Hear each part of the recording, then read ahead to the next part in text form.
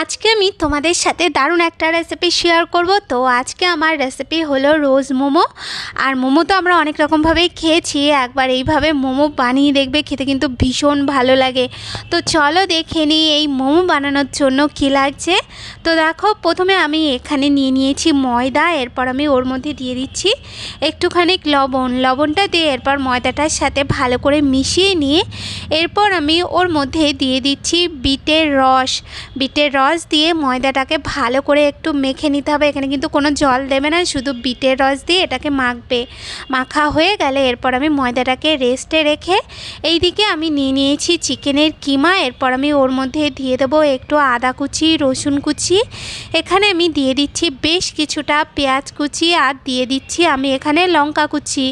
এরপর আমি ওর মধ্যে দিয়ে দেবো পরিমাণ মতো লবণ, আর এখানে আমি দিয়ে দিচ্ছি 1.5 চামচের মতন সোয়া সস, আর এখানে আমি 3 থেকে 4 চামচের মতন একটু রিফাইন তেল দিয়ে এরপর ভালো করে চিকেনটাকে একটু ম্যারিনেট করে নেব। চিকেনটাকে ভালো করে ম্যারিনেট করা হয়ে গেলে এরপর আমি যেই ময়দাটাকে আমি রেস্টে রেখেছিলাম সেই ময়দাটা থেকে আমি ছোট ছোট লেচি বার করে নেব।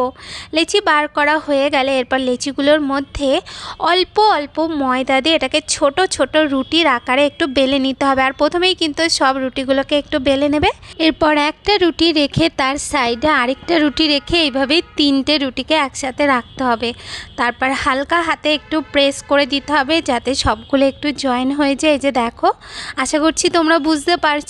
এরপর যেই চিকেনটাকে ম্যারিনেট করে রেখেছিলাম না, সেই চিকেনটাকে আমি একটুখানি এইভাবে দিয়ে দেবো। এইভাবে দিয়ে এরপর ময়দাটার একটা সাইডটা এইভাবে নিয়ে এরপর ওপর সাইডটার সাথে এইভাবে একটু জয়েন করে দিতে হবে, আর ভালো করে একটু প্রেস করে দিতে হবে যাতে করে এটা খুলে না যায়। তো দেখো, এইভাবে আমি ভালো করে একটু বন্ধ করে দিয়েছি।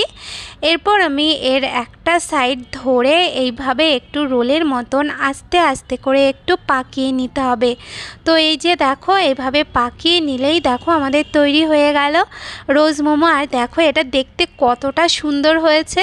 তো এইভাবেই আমি আর যেইগুলো আছে না সেইগুলোকে আমি সবগুলো একইভাবে আমি বানিয়ে নেব। সবগুলো বানানো হয়ে গেলে এরপর আমি এখানে আগে থেকে গ্যাসের মধ্যে আমি জল বসিয়ে রেখেছি। এরপর আমি একটা ছেদযুক্ত থালা নিয়ে তার মধ্যে একটু তেল মাখিয়ে দিয়ে এরপর মোমোগুলোকে আমি দিয়ে দেব। তারপর আমি ঢাকা দিয়ে এগুলোকে 10 মিনিটের মতন একটু ভাপিয়ে নিতে হবে। 10 মিনিট পর আমি ঢাকনাটা উঠিয়ে দিচ্ছি। তো এই যে দেখো, মোমোগুলো একদম হয়ে গেছে। আর এই মোমোগুলো দেখতে যতটা সুন্দর, খেতেও কিন্তু দারুণ টেস্টি।